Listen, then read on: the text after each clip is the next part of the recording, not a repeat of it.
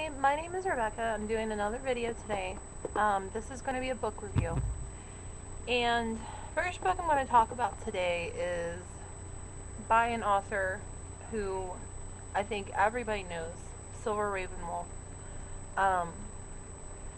All of my friends either seem to hate her or love her. I'm sort of indifferent. I don't hate her, but I do have problems with a lot of her writings. The book I'm doing is one I checked out from the library.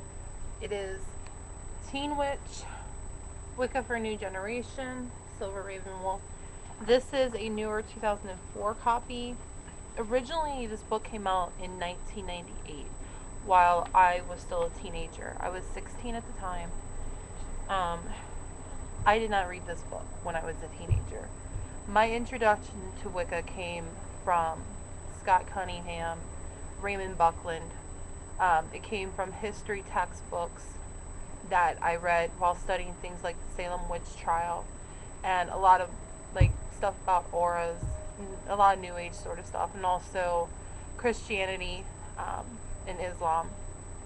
But I chose to do this book because I do have several friends who are teenagers who are also Wiccan, and in our groups there seem to be a lot of people that fall into this category as well. I cannot in good conscience recommend this book for a couple reasons, but my main reason is the way she writes the book. I think Miss Ravenwolf went and stole a script from the show Saved by the Bell that aired way back in the 90s and wrote the dialogue based on that. It literally made me gag. I set the book down several times between the time I picked this up on Thursday and my video today. I actually finished this book on Saturday, went back over it again on Sunday, trying to find positive things to say. The tone this book is written in is just, it's degrading. She honestly thinks that teenagers somehow can't communicate on the level that a 20-something-year-old adult can. Don't know why, but yeah, she thinks so. And I'm trying to find a good example here to show you what I'm talking about. Because it's very condescending. One thing she does that I can easily reference is here. Here she's telling a story about some made-up girl, I believe, because she doesn't say if she actually knows her, named Tess, who's a teenager and is talking to her mother about Wicca for the first time. And it's very ABC after school special, kind of dialogue. And then that's kind of the continuing theme throughout this book. Instead of just presenting materials here's an altar layout, or here's a spell to help you do this, here's 13 principles of Wicca, she says, let's look at this girl. Her name is bloodity blah, Amber, I don't know. And then she proceeds to give some incredibly dumbed down antidote about why or why not to do something, or how to write your own ritual. And you're not going to learn how to write your own rituals from this book. You're not going to learn the Wiccan Read. You're not going to learn your altar tools. You're going to get a messed up color coordinate guide for candle magic. You're going to get nothing effective on visualization. What you're going to get are a couple chapters in the back with some spells that are written in such a manner I think most people would have a hard time taking them with any seriousness, and keeping the correct intent to make the spell effective. She does give you correct colors for days of the week. I can say that for her. Another thing she gives you is this grocery store magic list. And I have a couple problems with this. I live in northern Kentucky. I'm like right smack dab in the middle of the Northeast and the Midwest. I'm not quite Midwest, not quite Northeast. You know, and I'm stuck between basically the South and the North. Because Cincinnati, Ohio is like 5 minutes across the river, and that's where I grew up. And I can tell you, in every single store I've been in between here and Ohio, half of these I can never find on any grocery store list. I've never found lavender in a store. I've never found um, I've never found actual like the plant catnip. I've had to go to like plant stores to find that. I've never found ginseng in its raw form. You know, I've never found, like I said, half this list. And then the other half of the list, I find myself wondering, how exactly did she A, decide that this would be an appropriate substitute? And B, how would you use it in a spell or ritual? It sort of perplexed me. You know, I've read Cunningham's different books on herbs and his books on substitutions. And, you know, I've become fairly adept in how to use them in my rituals. You know, I know what works and I know what doesn't work. You know, and just like as an example, avocado.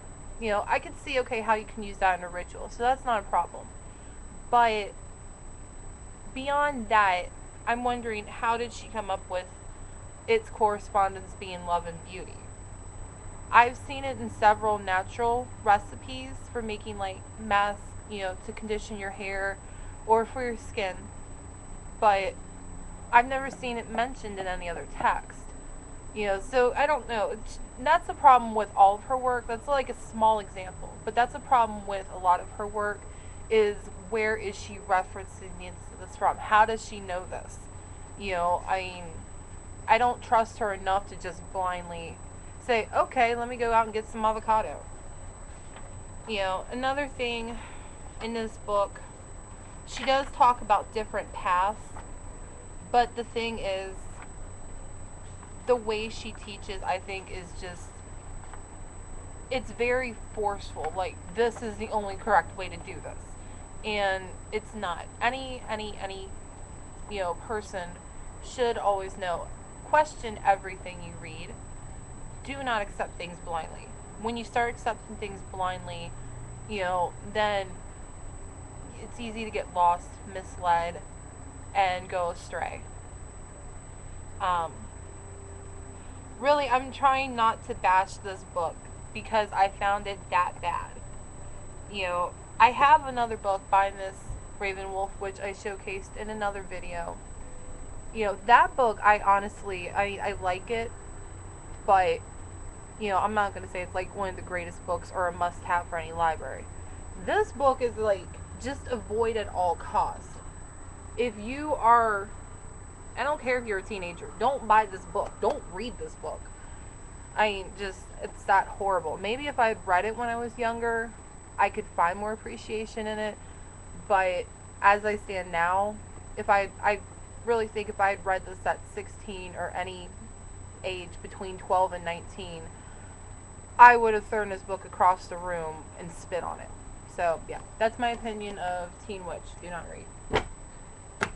Now a good book. DJ Conway is an author I've heard a lot of people who say they have like issues on, and the reviews I read on her are kind of harsh.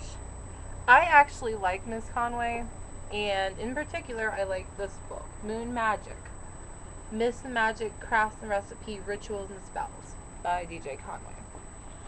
This is an awesome book to help you figure out how to plan your established rituals each month, and also how to plan rituals for the new moon and dark moon. This is an awesome, awesome book. In each chapter, and I'll start with the one that we're doing this month, which is the storm, or I'm sorry, I'm going to start with April, which is the growing moon. Well, that's what she calls it. Also, it's known as hair moon, seed moon, planting moon, budding tree moon, pink moon, many, many other names. She gives you, for the whole month, a list of festivals that you can celebrate with different gods and goddesses. Um, like April 1st was Festival for Kali in India. It's also for the Fortuna in Rome. Um, Today is the 4th, and today would be like a 7-day festival for the Megalisa of Sibyl or Magna Mater. But I mean, that's like just an example. Like tomorrow, Festival for Good Luck in Rome for the goddess Fortuna. Um, Beyond that, she gives you some brief myths, brief like background stories on that month and like maybe different gods and goddesses you would want to work with. She gives you correspondence,